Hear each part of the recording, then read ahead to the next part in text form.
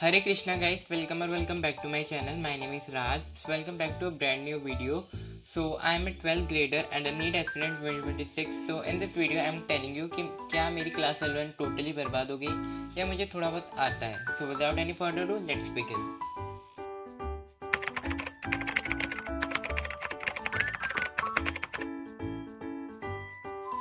तो first of all मैं तुम्हें बता देता हूँ कि मैं रेगुलर स्कूलिंग कर रहा था या डमी स्कूलिंग कर रहा था. तो मैंने रेगुलर स्कूलिंग करा था एंड साल में केवल कुछ ही दिन मैं एब्सेंट हुआ था स्कूल में because of some work. But मैंने रेगुलर स्कूलिंग करी थी एंड मैं बताता हूँ मेरे बायोलॉजी में कितना पोर्शन आता है, मुझे कितना पोर्शन नहीं आता है.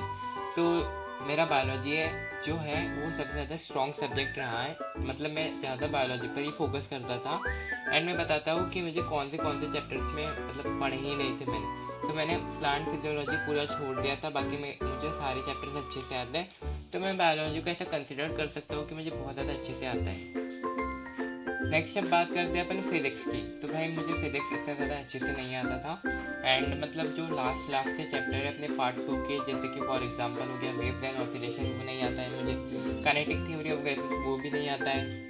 वो mechanical properties of fluid and solid वो थोड़ा आता है एंड पार्ट 1 आता है.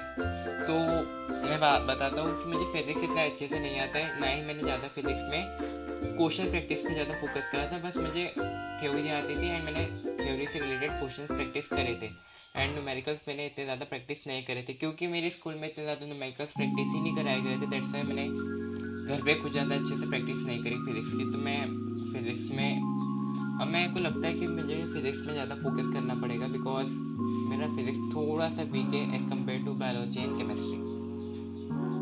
अब बात करते हैं गाइस अपन केमिस्ट्री के बारे में. तो केमिस्ट्री में पता है स्टार्टिंग में मुझे इतनी ज़्यादा प्रॉब्लम हो रही थी बिकॉज मोल कॉन्सेप्ट बहुत ज़्यादा ही खतरनाक चैप्टर है. वो फर्स्ट चैप्टर ही डाल दिया. थोड़ा इजी चैप्टर डालते हैं, for example structure of atom डालते हैं, लेकिन उन्होंने मोल कॉन्सेप्ट से स्टार्टिंग करी एंड वही one of the toughest chapter consider में कर सकता हूँ अपनी ओर से केमिस्ट्री का कि बहुत ज़्यादा ही हार्ड चैप्टर है क्योंकि उनमें बहुत ज़्यादा कन्फ्यूजन होता है. प्लस मेरे से तो कुछ हुआ ही नहीं था तो मैंने वो चैप्टर छोड़ दिया था.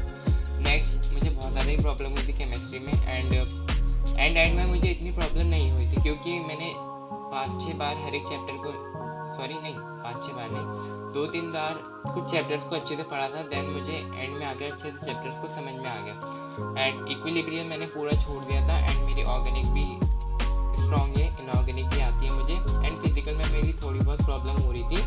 एंड न्यूमेरिकल्स की बात करें तो मैंने ज़्यादा अच्छे से न्यूमेरिकल्स भी प्रैक्टिस करी थी, बस थ्योरी पर ही फोकस करा था. अब देखते क्या होता है. एंड मैंने जो है क्लास 12 में सोचा है कि जब भी अपन कैसे वेकेशंस मिले या हॉलीडेज़ मिले तो मैं क्लास 11 के कुछ चैप्टर्स को रिवीजन करूँगा वन शॉट से. तो अपना क्लास 11 भी होता चलेगा, साथ ही क्लास 12 तो चलेगा ही चलेगा. तो यही थी मेरी क्लास 11 की क्लास 11 के बारे में कि मुझे कितना पोर्शन आता है एंड कितना पोर्शन नहीं आता है एंड कौन सा पोर्शन मेरा स्ट्रॉन्ग है. फॉर एग्जाम्पल मेरा बायोलॉजी बहुत ज़्यादा स्ट्रॉन्ग है एंड फिज़िक्स थोड़ा वीक है एंड केमिस्ट्री मॉडरेट सा है. एंड बात करूँ मेरी लैंग्वेज सब्जेक्ट की तो लैंग्वेज को तो मैंने एक दिन पहले ही पढ़ा था, उसमें मैं क्या ही बोल सकता हूँ. एंड फिजिकल एजुकेशन को मैंने एक दिन पहले ही पढ़ा था, उसमें मैं क्या ही बोल सकता हूँ. तो यही था मेरा क्लास 11 का पूरा जर्नी. एंड आप बताना कि आपकी क्लास 11 कैसी गई, आपको अच्छे से आती है या नहीं आती है, मुझे कमेंट सेक्शन में ज़रूर बताना. So that's it for today's video. I hope you like this one and we will meet in the next video. Till then, take